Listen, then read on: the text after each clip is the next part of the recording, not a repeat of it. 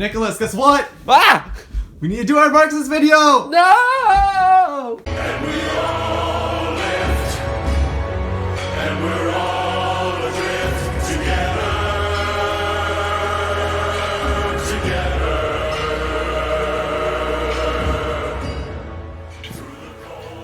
Marxism is a set of theories on economics and politics made by Friedrich Engels and Karl Marx.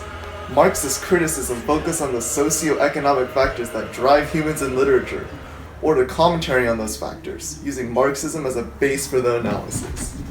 Many Marxist insights into human behavior on the effects of capitalism center on the values of objects. The use value of an object is the usefulness of an object in fulfilling human wants and needs. For example, a fork has use value because it helps us eat food.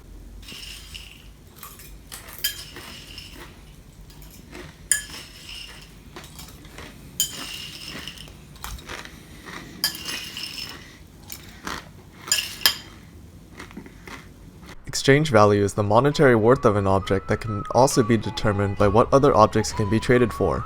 The fork also has exchange value, as it can be sold for a small sum of money. Sign exchange value is the social status an object grants its owner. If the same fork was displayed at a table for guests to use, the fact that it was owned by Nicholas Chen would grant high social status upon its owner, thus giving the fork sign exchange value. Oh my god, was this fork owned by Nicholas Chen, the coolest boy alive? An object with exchange value or sign exchange value is called a commodity. Even items with no practical value can be commodities when value is assigned to them by society. Virtual items, including diamonds in Minecraft and skins in Fortnite, have no real practical value but grant the owner social status, thus making them commodities. Commodification is the evaluation of an object or person through its exchange or sign exchange value. For example, Alex only hangs out with me because I confer upon him high social status.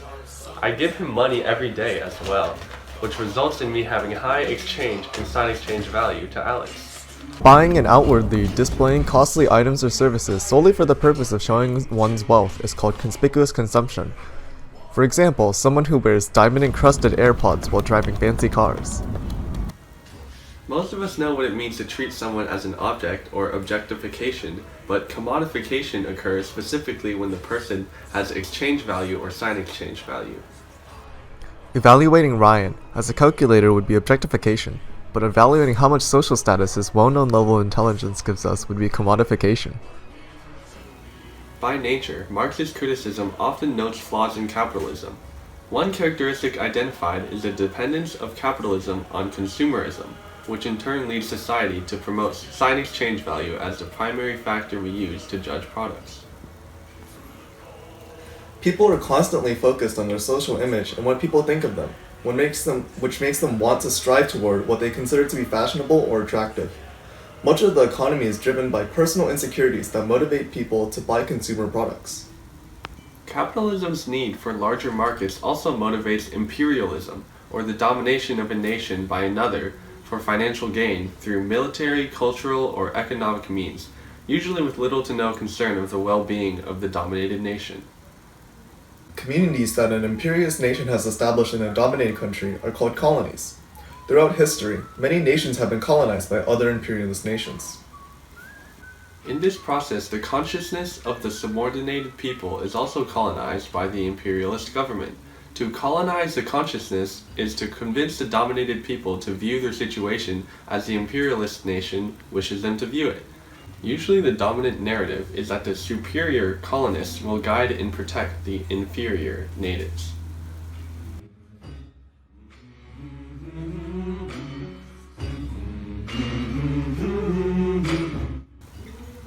As capitalism and imperialism are viewed as obstructive to positive political and social change, Marxist evaluations of literature will generally seek to identify and condemn support for either of these two concepts.